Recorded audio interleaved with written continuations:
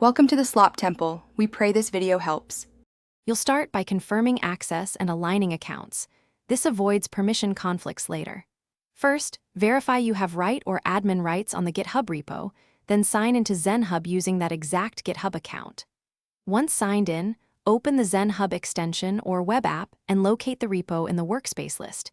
If it's missing, add the repository to the workspace now. Make sure browser and extension are up to date, because outdated clients cause sync issues. Once done, configure syncing and mapping so Zenhub can use the folder or board. Enable repository sync and grant Zenhub permission to read issues and pull requests. This is the common blocker. Then map your GitHub labels to Zenhub pipelines and check epic or milestone settings for conflicts. If the folder still shows as unusable, open the browser console and capture any permission or token errors. Those messages tell you whether the problem is OAuth, a missing scope, or a label mismatch.